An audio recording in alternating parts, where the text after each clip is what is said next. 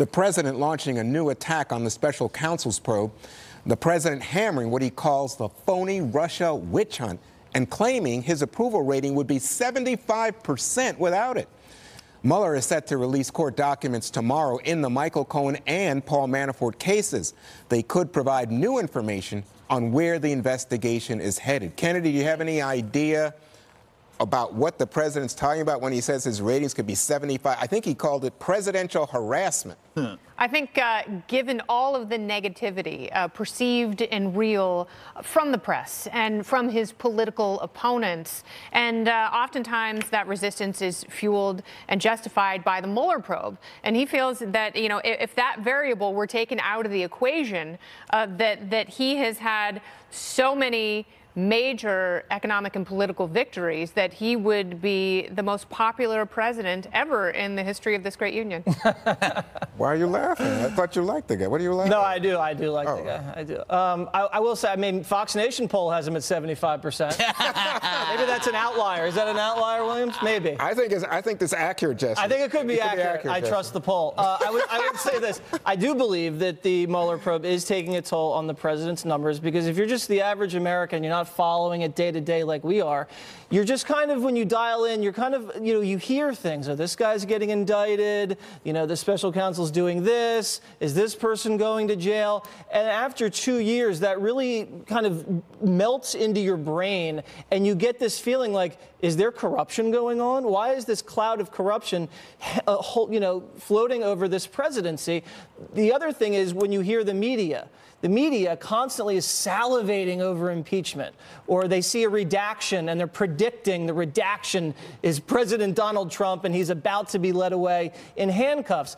So that also takes a toll, but also could work in the president's favor, because if the Mueller probe comes back and the Mueller probe does not show definitive conclusion, after 2 years, the president's going to say, I was right. I told you it's fake news. This is a witch hunt from the jump. And his credibility will go up and the media's credibility will go down. In my opinion, the whole witch hunt thing was rigged from the jump as an excuse for Hillary losing the election. If you think about all the spies and all the wiretaps and the unmasking and the leaking, this was all done to take out the president of the United States as an insurance policy to protect the country against his presidency. You know, someone should write a book about the deep state. Honestly, there's so much dirt out there. It's a great title for a book, Jesse. Have you ever heard that phrase before? Never. I think you coined it just now. I'm so impressed by that. I should write a book about this. You could. I've sit here and listen. I think, wow. Martha, so there's a report that says that the president's considering Bill Barr, the former Attorney General, to become Attorney General now, to replace Mark Whitaker. Of course, that would take Senate confirmation. It could take a long time, so it's not imminent. But the idea is he's looking for someone with more credentials, and someone, by the way, who has some connections to George H.W. Yeah, he was chosen by George H.W. Bush as his Attorney General and served for, I think, 3 years under President Bush 41. He is perhaps, you know, that has lifted the appeal of his candidacy a little bit. But in typical White House fashion, it was like, he's definitely the guy.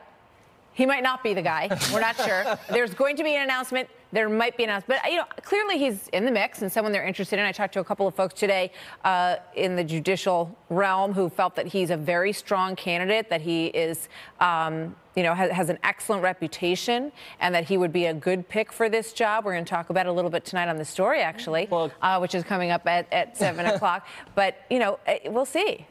We'll see. So, Greg, I was thinking about your ratings. Oh, because I was thinking, if it wasn't for me harassing you every day, what would Greg's ratings be? They'd be much lower, and I thank you for that. It's so true. It's so true. You have made me into some kind of martyr. You know, I don't think he, obviously, he's not wrong about this. It's just whether it would be 75. It would definitely be higher, but it's impossible to prove. But the goal of the probe is to kind of handicap him. Can I ask you a question on Sure. that? The goal of the probe is to handicap him. Why couldn't the goal of the probe to find out whether or not there was Russian interference in the election? Because let's be honest, we haven't found it yet. Oh, okay. This is just a waste of time. Anyway, you're trying to stop me from doing an analogy. No, I just thought. I have an analogy, Juan, and it's a Christmas tree. Oh. If Donald Trump were a Christmas tree, look at all the gifts underneath it.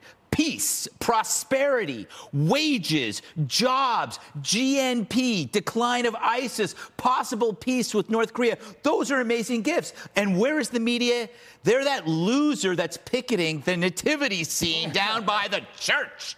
That's an analogy. By the way, was it a dark red Christmas?